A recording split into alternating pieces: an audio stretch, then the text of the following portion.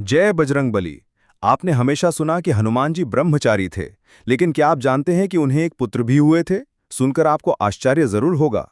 आज हम आपको बताएंगे हनुमान जी के ब्रह्मचर्य और उनके पुत्र की अद्भुत कहानी। ये कहानी ना सिर्फ रोमांचक है, बल्कि भक्ति, तप और कर्म के गहरे रहस्यों को भी उजागर करती है। तो वीडियो का अंत तक जरूर देखिए और जय श्री राम का नाम लेकर शुरुआत करते हैं। हनुमान जी का नाम सुनते ही उनके बल, बुद्धि, वीरता और भक्ति भाव का स्मरण होता है। वे परम ब्रह्मचारी माने गए हैं।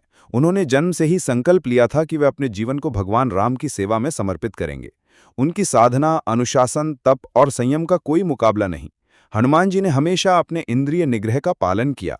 कहाता है कि वे स्वयं शिव जी के अंशावतार थे। वे न केवल युद्ध में बलशाली थे, बल्कि ज्ञान और योग में भी अनुपम थे। उनका जीवन तपस्या, सेवा, त्याग और अनुशासन का प्रतीक है। लेकिन इसके बावजूद उनके जीवन में ऐसी घटना घटी जिसे लोग चकित रह जाते हैं, उनके पुत्र की कथा। अब सवाल उठता है, अगर हनुमान जी ब्रह्मचारी थे तो फिर उनका पुत्र कैसे हुआ? इसके पीछे की कथा बड़ी रोचक है। कहते हैं कि एक बार हनुमान जी की सेवा और वीरता से प्रसन्न होकर कई ऋषि, देवता और शिव स्वयं उन्हें वर देने के आए। उसी समय उनका तेज और तप से प्रभावित होकर वायुदेव ने एक दिव्य वरदान दिया कि उनका तेज भविष्य में भी जीवित रहेगा। और इसके अलावा एक अन्य कथा में कहा जाता है कि उन्होंने लोक कल्याण के लिए अपना अंश किसी वीर बालक में प्रकट कर दिया। उस बालक का नाम था मकरध्वज। मकरध्वज की जन्म कथा भी बड़ी अद्भुत है। कहा जाता है कि जब हनुमान जी समुद्र लांघकर लंका को लौट रहे थे, तब उनके शरीर से पसीने की एक बूंद समुद्र में गिर गई। उस बूंद को एक मछली ने निगल लिया और उसमें से मकरध्वज का जन्म हुआ। ये बालक असाधारण बल और साहस का धनी था और बाद में वो एक योद्धा बना और हनुमान जी का तेज का अंश कहलाया गया। ये कथा बताती है कि ब्रह्मचर्य का अर्थ केवल शारीरिक संयम नहीं, बल्कि मन, बुद्धि और आत्मा की पवित्रता है।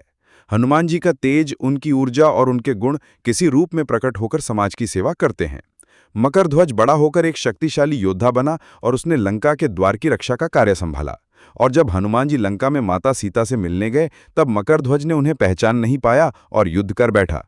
किंतु जब सच्चाई सामने आई कि वो हनुमान जी का अपना है, तब दोनों ने एक दूसरे को पहचान लिया और हनुमान जी ने मकरध्वज को आशीर्वाद दिया, उसे धर्म, सेवा और वीरता का मार्ग दिखाया।